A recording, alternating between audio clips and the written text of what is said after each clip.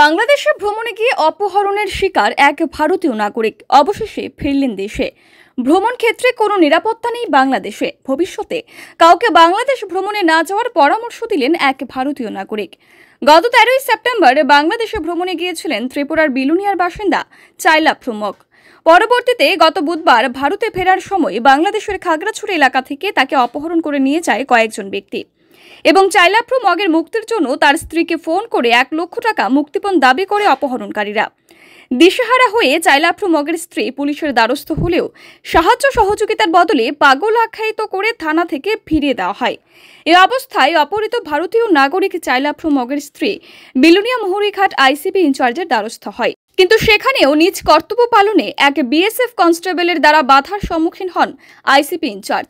এদিকে চাইলাপ্রু মগের উপর অপহরণকারীরা অত্যাচার শুরু করে। এই কথা জানতে পেরে চাইলাপ্রু মগের স্ত্রী অপহরণকারীদের 20,000 টাকা পাঠানোর ব্যবস্থা করে এবং অবশেষে বিলুনিয়ার সংবাদ মাধ্যমের কর্মীদের সহযোগিতায় মুহুরীঘাট সীমান্ত দিয়ে শুক্রবার ভারতে ফিরতে সক্ষম হন তিনি।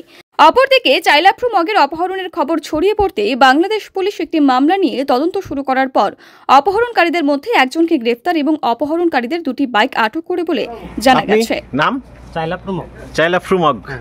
আপনি এখন কি বাংলাদেশ থেকে গেলেন? বাংলাদেশে 13 তারিখে গেছিল। 13 তারিখ গেছিলেন?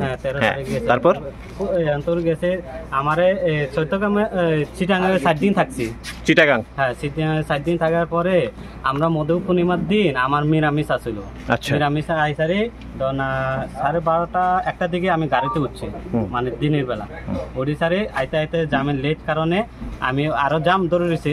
এনালে আমি স্যারে আমি এই শিউরা বাজারে নাস্তা করছিল। শিউরা বাজারে? হ্যাঁ, শিউরা বাজার, বাংলাদেশে। আচ্ছা। নাস্তা করার পরে এটা আমার বউদের সাথে আমি কথা বলছি ভিডিও কলিং মধ্যে, মানে বউয়ের সাথে ভিডিও কলিং এ কথা বলছিলেন? হ্যাঁ হ্যাঁ, কথা কইছি। পরে এরা তো আমার মতে আমি কথা খাই রুটি আর এটান, মানে টিফিন করছিলেন পাশাপাশি ভিডিও কলে কথা বলছিলেন আপনার স্ত্রীর সাথে? হ্যাঁ। তখন কি হলো? আমার খায়া দেয়া উঠছে, ওদের পরে আমি একটা চেঞ্জের মধ্যে মানে একটু মানে উঠবো লেগে চেষ্টা করছে, আর অন্যজন এসে আমার চেঞ্জি একটা বাইক লইছে আমার তুলে লই গেছে। মানে তখন ওইখান থেকেই অপহরণকারীরা আপনাকে নিয়ে চলে গেল? আচ্ছা। কতজন ছিল ওখানে? কমসে কম 9 জন মতন আছে, 9-10 জন মতন আছে। কিভাবে এসেছিল এরা? হুন্ডাও আসছিল আর অটো করে আইছিল।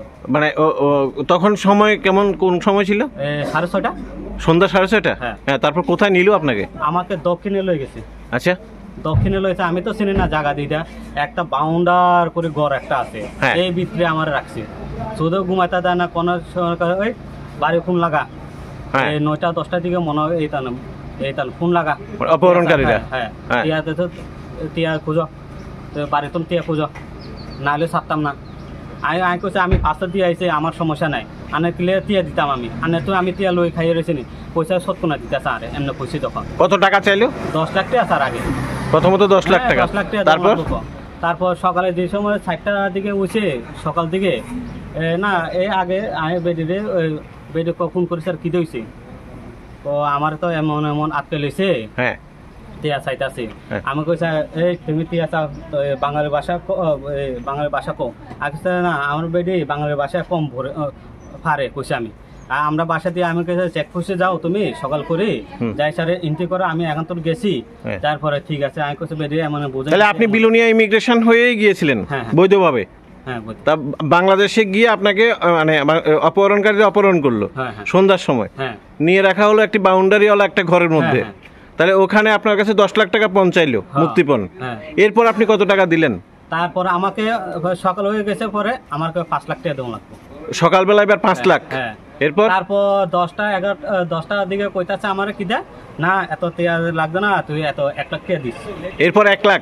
মানে প্রথম 10 লাখ, এরপর 5 লাখ, এরপর 1 লাখ।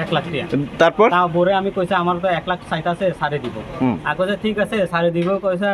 আর কইছে এইদিকে যাও, সবকিছু আমি এখনো সামনে টিয়া মানে ব্যবস্থা করতেছে, এনে কো এনো তুই এনো কথাবার্তা কো স্যারের লগে। স্যারের যদি আপনি আপনার মানে ফোনে আপনার মিসেসের সাথে কথা বললেন? হ্যাঁ, মানে আমরা বাসা দিয়ে কথা কইতা, পরে এরা বুঝে মানে একটু টের পায়, মানে জায়গার নাম কইছে যখন মানে কইতাছে টের পাইলে। হ্যাঁ না, বাংলা ভাষা কম, এবার তো বাংলা ভাষা কম লাগে। তখন কত দিলেন? তারপর 20,000 টাকা দিছে। আর 20,000 টাকা দেওয়ার পর তারপর আমাকে না 12টা দিকে বাজে গেছে, 12টা দিকে বাজে গেছে না হেতারে কনা তো হেরার মধ্যে কলাইরে বারবার কনা জানে কলাইরে কথা কই না না হেতারে তো রাখুন যাবে না, মানে এতে সমস্যা হইতাছে। আচ্ছা, ওনার মানে অপহরণকারীর কাছে কল আসছে? হ্যাঁ হ্যাঁ, হেতারে তো রাখুন যাবে না, এত তাড়াতাড়ি কর, এটা তিয়া তুগা আর বেশি চাইছ না হেতারে এই তান কর। হেরা হেরা কইছে রে তো না একটা মতন বাজি গেছে, মানে হেরা বাইক লইয়া হেলমেট লইয়া হেতারে যে চেকপোস্টের সামনে দিয়াই, মানে বাইকে হেলমেটে আপনাকে মানে আপনাকে হেলমেট পরানো হলো? হ্যাঁ হ্যাঁ। আচ্ছা, তারপর চেকপোস্টে লয়ে গেলে আমার তো কইছে আমি বেরিয়ে কইছে আমি আইতাছি, আমি আমার বাইকে করে লইসারে দিয়ে আইব। আচ্ছা, আমি কই দিছি। তারপর এইদিকে আইস পরে ওই সামনে লামাই দিছে একবারে, কোনো কারণে দাঁড়াইছে না, ও মাছ ফ্রিটা আইছে 80-90 সালে আইছে ফটাফট। Bureau report, PV north east.